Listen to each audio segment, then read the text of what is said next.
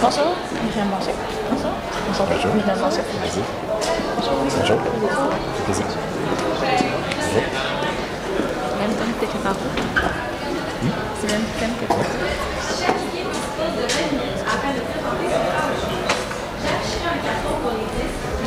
Les 2 dernières minutes et les 30 dernières secondes de la présentation. Lors des 10 dernières secondes du discours, j'indiquerai à l'aide de mes mains le nombre de secondes restantes. Si vous n'avez pas terminé votre présentation après 20 minutes, elle se verra arrêtée afin de passer à la période de questions. Une période de questions d'une durée maximale de 5 minutes est allouée au jury à la fin de la présentation. Veuillez noter que vous ne pouvez en aucun temps dévoiler le nom ou la provenance de votre université. Comme vous le savez, les technologies de l'information évoluent très rapidement. Mais c'est une occasion pour vous de vous démarquer et de prendre de l'avance sur vos concurrents. C'est pourquoi nous, MJM Conseil, sommes ici aujourd'hui. Je vous présente donc mes collègues, Madame Myriam Blanchet, Monsieur Jean-François Rivard et moi-même, Mylina Sylvain. Donc, débutons avec le plan de la séance. Nous allons tout d'abord faire une courte analyse de votre entreprise. Par la suite, vous proposer une solution ainsi que la façon dont cette solution pourra être implantée dans votre entreprise. Et nous terminerons avec une brève conclusion. Notre mandat aujourd'hui, illustrer les défis de la solution Yellow API, comme vous nous l'avez demandé, proposer une méthode d'implantation plus efficace et faire la mise en marché de cette solution. Pour ce qui est de l'analyse, vos forces, vous avez une grande base de données, ce qui vous donne beaucoup d'informations. On peut les utiliser pour tous les projets qu'on va faire dans le futur. C'est vraiment une banque d'informations très intéressante.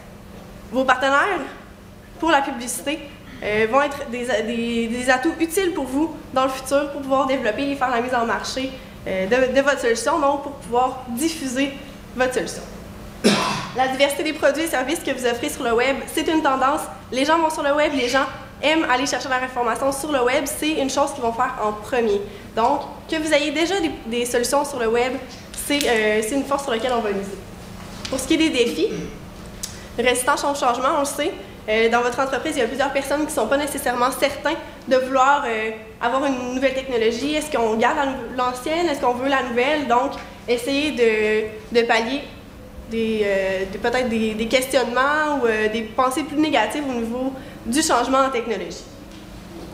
Pour la planification du projet, on sait qu'il y a un retard de l'échéancier. On va essayer de passer par-dessus ça et quand même d'atteindre nos objectifs dans un délai réduit. Et la méthode de développement, qui est quand même assez rigide, on va travailler là-dessus, faire quelque chose de malléable, de facile à travailler et qui va être utile pour tous les employés. Donc, je vais laisser mon collègue vous présenter la problématique générale d'aujourd'hui. Donc, en ce qui a trait à la problématique qu'on a découvert en fait aujourd'hui pour ce qui est de votre organisation, vous voulez que vos clients aient une meilleure visibilité sur le web, sur le net, plus facilement accessible. Donc, en fait, Yellow API est vraiment une application qui va vous aider justement à pallier à ça et à vraiment pouvoir avoir une meilleure, un développement plus accru vraiment de votre clientèle et une accessibilité plus ferme et plus directe. Donc, en fait, la solution qu'on vous propose aujourd'hui, c'est une solution qui se développe en 4 parties principales. La première partie, c'est de, premièrement, convaincre les différents acteurs. On le sait au sein de votre organisation, il y a une certaine réticence face au projet Yellow API. Il y a du monde qui ne sont pas nécessairement enchantés ou pas charmés par le projet directement. Donc, nous, c'est vraiment essentiel pour nous de faire en sorte que, du côté de la direction, du côté de l'équipe aussi du projet directement et du côté des employés, que les gens soient vraiment conscients de l'impact que ça va avoir pour le groupe Page Jaune directement. Ensuite, on va y aller avec l'embauche d'un pigiste parce qu'on sait aussi, au sein de votre compagnie, que vous aviez de la misère à trouver des gens qui s'occupent de la gestion du changement. Or, on sait que dans votre compagnie, c'est très difficile comme projet en ce moment et la gestion du changement est un enjeu primordial, un enjeu incroyable pour vous en fait. En ce moment, il va falloir que vous sachiez comment pallier à ça. Donc, notre solution va répondre à ce deuxième enjeu-là. Ensuite, il va venir le temps du développement de la solution directement, donc l'implantation en tant que telle de la solution, comment on va la développer directement, comment on va faire en sorte qu'on va pouvoir l'intégrer avec les sites web aussi. Donc tout ça, on va vous en parler un peu plus tard. Et par la suite, la post-implantation, si on veut, donc la mise en marché de la solution, comment est-ce qu'on va faire pour vraiment publiciser ça et faire en sorte que les gens veulent adhérer à votre produit qui est le Yellow API. Donc, premièrement, je vous en ai parlé un peu. Vous avez certains défis en ce qui a trait à votre projet d'implantation, donc votre projet de développement en fait de l'API. Donc, pour ce qui est du premier défi, la résistance face au projet. Les employés dans votre compagnie sont vraiment des employés qui sont très qualifiés, mais qui n'ont pas nécessairement les connaissances requises pour pouvoir juger de l'importance d'un API. Donc, ça va être vraiment de pouvoir, premièrement, aider à planifier le projet au sein de votre équipe. Donc, les gens sachent vraiment où s'enligner, qu'est-ce qu'ils vont faire, comment le faire aussi directement. Et communiquer les avantages du projet à l'ensemble de vos employés et à la direction aussi. Donc, c'est vraiment de mettre en œuvre tout ça et de vraiment changer la vision que les gens ont aussi au sein de votre entreprise. Ce qui est un peu une force supplémentaire, en fait, c'est vraiment de faire en sorte que les gens pensent que Pajon, c'est une entreprise qui est un peu plus, qui va vous livrer des bottins à votre porte, alors que votre virage est un virage qui est technologique et il faut que vous entriez directement dans ce virage-là. Et ça, il faut le communiquer à ses employés pour qu'eux autres aussi adhèrent avec vous. Ensuite, on a la sécurité de l'API qui était aussi un défi pour vous et pour nous. En fait, pour ce qui est du développement de la solution, on va vous en parler un peu plus tard, mais on va mettre vraiment des bonnes mesures de sécurité, des bonnes mesures de contrôle pour faire en sorte que vraiment la solution soit impeccable et que les gens y aient accès, y aient accès juste à ce dont ils ont besoin. Pour ce qui est des contraintes de temps et de gestion du projet directement, donc vous avez une méthode qui est assez rigide en ce moment. On va vous parler un peu plus d'une méthode, une méthode par livrable, donc une méthode dont le suivi est facile. La rétroaction va aussi être beaucoup plus intense, beaucoup plus efficace aussi avec les différents groupes d'utilisateurs et les personnes au sein de votre équipe de projet pour ce qui est du projet Yellow API directement. Ensuite, pour ce qui est des deux autres défis, on a la mise en marché, donc on va vous en parler aussi un peu plus tard, et les retombées, en fait, c'est de pouvoir, quand on parle d'avantages de cette solution-là, c'est des retombées, on sait, on ne veut pas que ce projet de développement-là soit un coût pour vous, mais soit un investissement. Donc, principalement, en fait, c'est que les données dont vous nous avez fournies, en fait, 35% d'augmentation pour ce qui est du mobile directement relié à cette application-là. Et c'est quelque chose qui est en croissance, le mobile. Donc, c'est vraiment de parler aux gens directement, de leur dire, écoutez, pour faire de l'argent, il faut qu'on soit capable d'avoir l'avenue technologique justement des API. Et c'est ça qu'il va falloir divulguer à vos employés. Donc, la première partie, convaincre les différents acteurs. Donc, pourquoi est-ce qu'il faudrait donner un accès gratuit aux informations? Je vous en ai parlé un peu. À la stat suivante, dans le fond, on voit directement que c'est quelque chose qui est primordial pour votre entreprise de donner accès à ces informations-là, parce que de garder plein d'informations dans votre structure à vous, dans votre entreprise, dans votre organisation, c'est pas nécessairement la meilleure chose. Premièrement, parce que vous avez des concurrents qui sont très, très, très féroces. Je pense par exemple à Google. Si les gens ne sont pas portés à aller directement sur Pajon, il faut que vous trouviez un autre moyen pour pouvoir aller directement voir ces gens-là. Ce moyen-là, c'est l'API dont on vous parle depuis le début de la séance. Donc, vous allez avoir plus de partenaires. Les opportunités d'affaires aussi sont là, sont présentes, sont grandissantes, même dans le domaine du mobile. Donc, de commencer avec ce projet-là, qui pourrait aussi être associé à vos autres projets de développement mobile, c'est une très bonne chose. Donc, faire peut-être une synergie de ce côté-là aussi. Et vraiment de voir la visibilité de Pajon, dans le fond, à travers toutes les applications, toutes les différentes entreprises qui en ont besoin.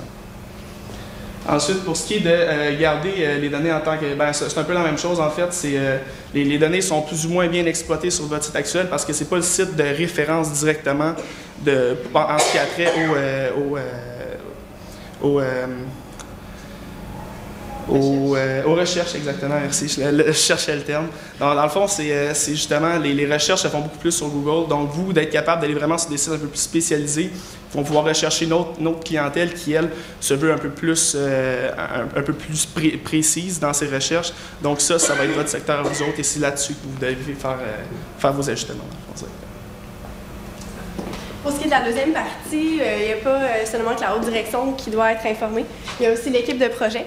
Donc, on a M. Audet, qui est le POC, qui a beaucoup d'expérience dans le domaine. C'est un peu le dirigeant du projet, avec les membres de l'équipe qui sont aussi des experts avec M. Audet. Et pour pouvoir faire la bonne communication, ça va être de faire des rencontres d'équipe avec l'équipe ensemble pour s'assurer que tout le monde va dans le même sens dans le projet, que tout le monde est d'accord avec le projet et s'assurer aussi qu'il n'y ait pas d'attitude négative par rapport à ça. Commencer sur les mêmes bases, s'expliquer c'est quoi et à ce moment-là, ça va être plus facile de voir ensemble comment on va monter le projet. Donc, on va planifier beaucoup par la communication. faire des ajustements. Donc, ça va être plus facile et plus rapide de faire des ajustements avec le API. Ça, c'est vraiment important de le dire aux employés qu'on va plus facilement rentrer dans nos délais. La méthode est moins rigide, donc c'est plus malléable. On peut faire des changements plus facilement. Si ça ne fonctionne pas bien pour quelqu'un, on peut lui expliquer plus facilement, vu que c'est plus segmenté. Pour la rétroaction, donc c'est sûr qu'il faut être minutieux sur ce qu'on fait. Il faut s'assurer que tout est bien fait, que ce soit parfait si on veut. Donc, il faut être minutieux et à chaque étape, on va pouvoir faire des vérifications. Donc, la rétroaction elle va vraiment être importante par rapport aux utilisateurs, aux développeurs. Eux, ils vont nous donner un peu du feedback, si on veut, sur qu'est-ce qu'ils ont fait et sur les améliorations qu'il pourrait y avoir pour les prochains modules, si on veut. Et le moins de résistance, c'est sûr que si on demande à chaque personne un petit peu son pouls, son idée, pourquoi ça a fonctionné, pourquoi ça a un peu moins bien fonctionné, il va y avoir moins de résistance. Les gens vont se sentir importants, ils vont dire hey, « moi j'ai un rôle à jouer dans ce projet-là, j'aide à ce que ça soit, qu'il y ait moins de résistance au changement et que ça fonctionne comme il faut et que ça soit bien implanté et que les gens soient capables de l'utiliser de la bonne façon. » Pour ce qui est des autres employés en tant que tels qui sont dans l'entreprise, en fait, qui ne font pas nécessairement partie du projet, il faut quand même leur communiquer l'information. Il faut qu'ils sachent qu'il y a un projet dans l'entreprise, puis que comment on l'explique à nos clients, s'il y en a qui appellent, ou à nos collègues, à nos amis, peu importe. Il faut qu'ils sachent c'est quoi le projet, parce que c'est dans l'entreprise, veut pas. Donc, c'est un outil qui peut être utilisé ou qui va peut-être pouvoir être utilisé par un des employés si jamais il change, s'il s'en va aider l'équipe ou quoi que ce soit. Donc, la communication, c'est aussi pour la transparence qu'on utilise ça. L'outil de travail, c'est sûr que c'est un outil de travail pour les gens qui vont le développer. Donc, c'est un outil de travail qui est vraiment performant, qui est bon pour eux, puis qui est adapté pour eux. Donc, il faut le communiquer à nos employés. Et ça répond à leurs besoins. Donc, c'est vraiment à chaque questionnement, à chaque peut-être si on veut... ça va vraiment répondre à leur compréhension. Ils vont vraiment être capables de comprendre pourquoi on fait le projet. Pas juste, OK, on fait un projet, puis ça ne vous concerne pas, on ne vous en parle pas. Non, vraiment juste informer les gens. Et la deuxième section, qui est l'embauche du pigiste. Étant donné que votre gestionnaire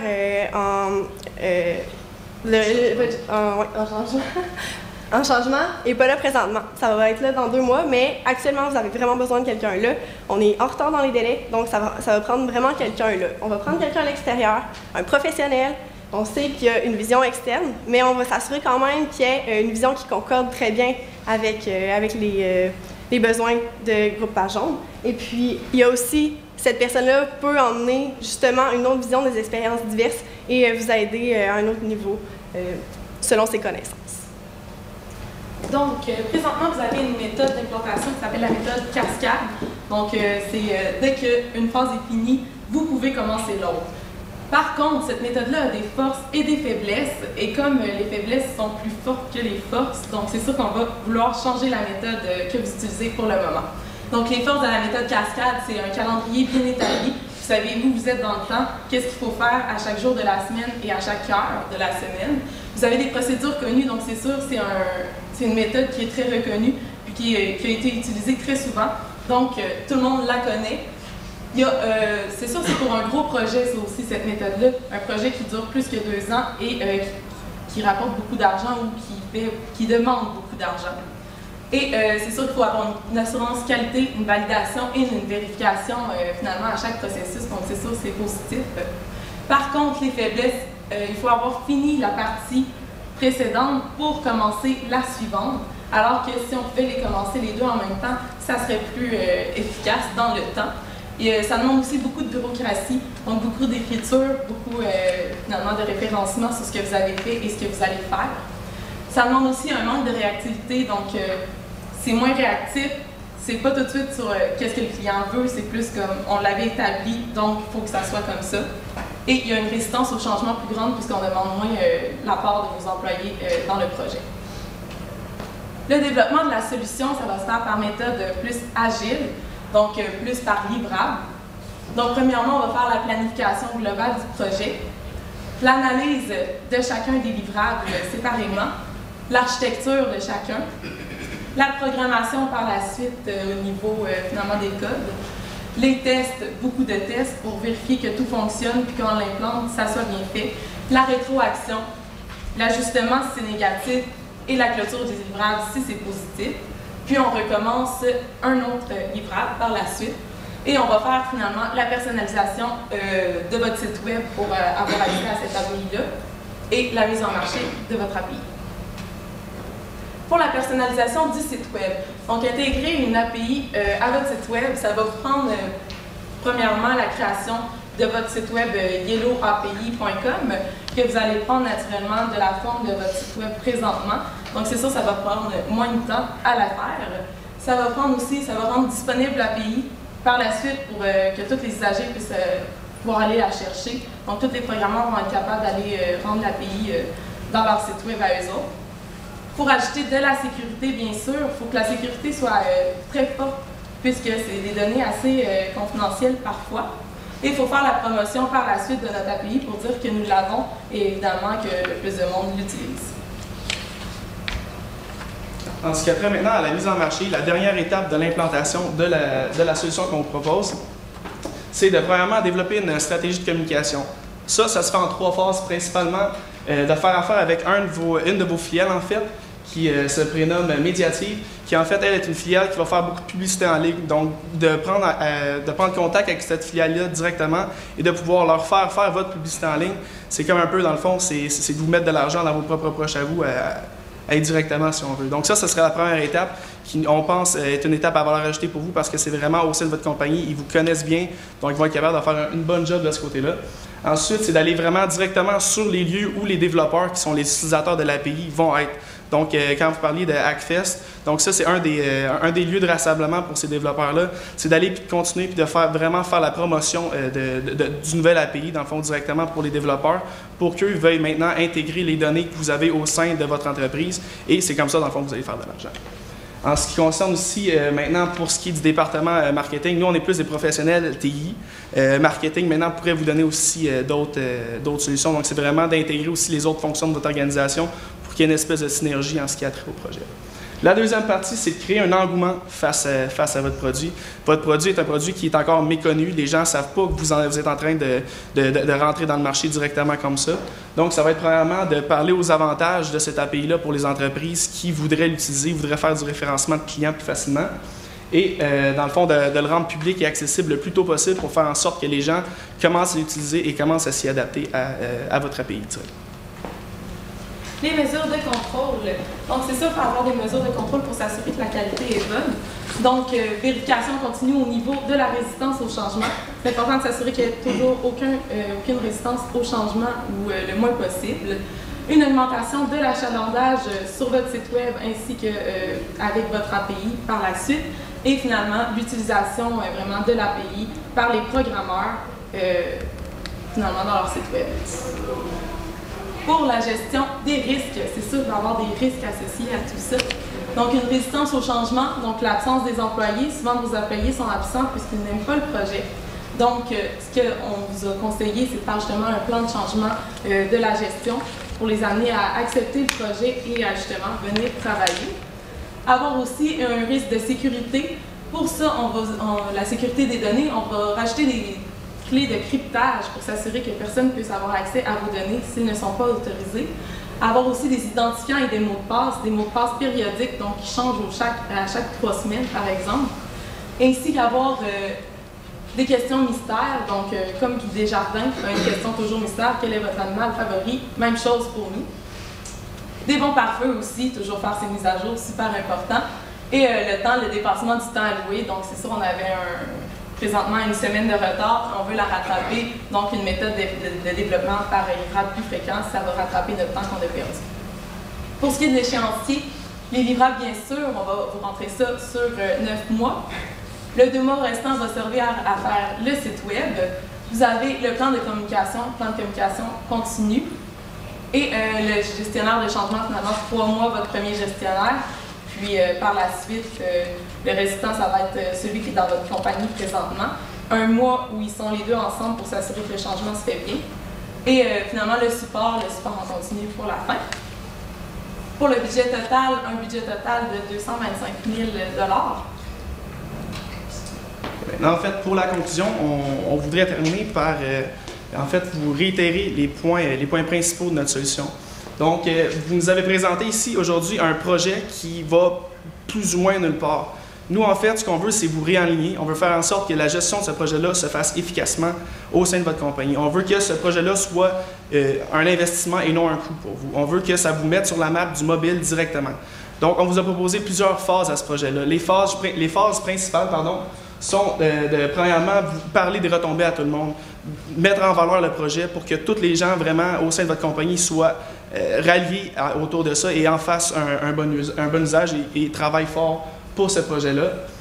La résistance au projet, donc comme on disait, c'est de faire la communication comme il faut et de gérer les contraintes de temps avec une nouvelle méthodologie qu'on vous a proposée, une méthodologie plus agile qui est très rétroactive et qui va vous aider dans votre vie de tous les jours. Donc, merci beaucoup. Si vous avez des questions, c'est bon.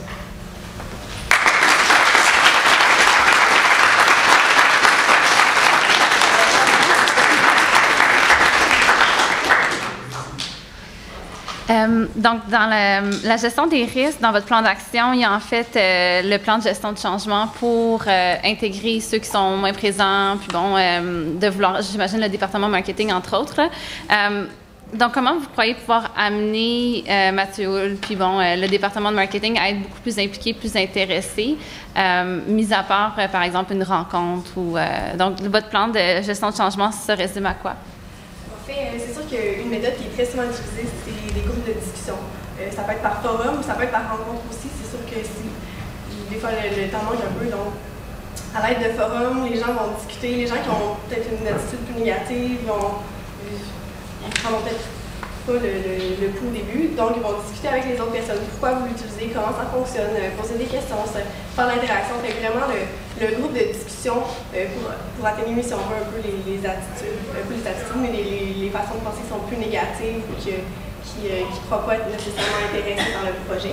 Puis aussi, les personnes qui sont les plus positives au projet, les personnes qui sont dans l'autre direction, qui savent que le projet est bon pour, qui est bon pour vous. Donc, d'aller voir les gens du département, c'est vraiment en leur expliquant, en leur montrant les avantages et vraiment mettre l'emphase sur les avantages. C'est quoi les avantages pour eux et pour l'entreprise? C'est quoi que ça va nous emmener ensemble? C'est vraiment de cette façon-là. Et pour compléter, en fait, la réponse de ma collègue, c'est vraiment aussi de leur parler du fait qu'ils ont une part à jouer aussi. Vous parlez de M. Hull, l'homme travaille dans le département du marketing.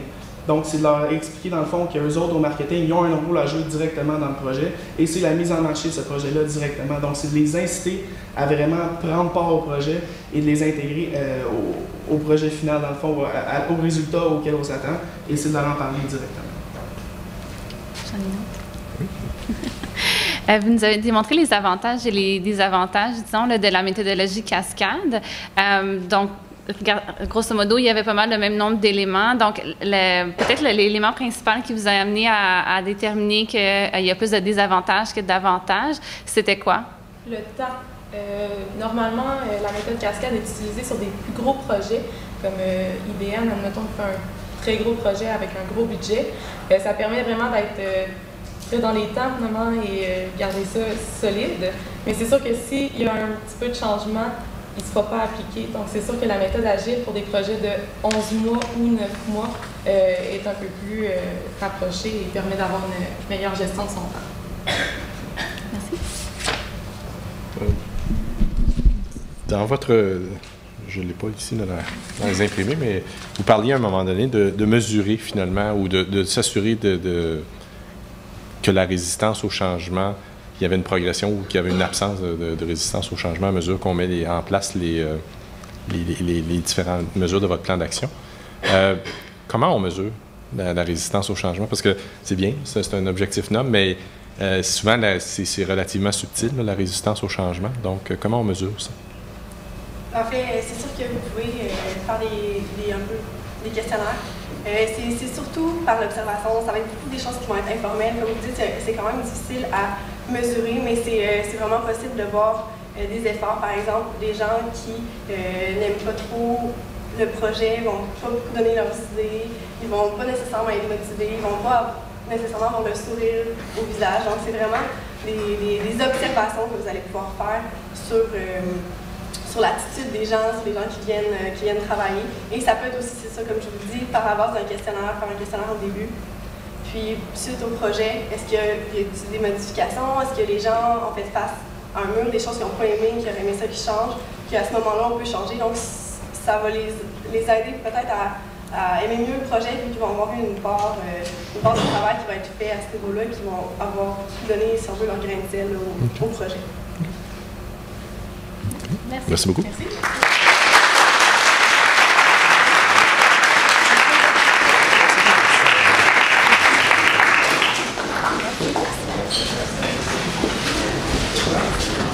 On est dans un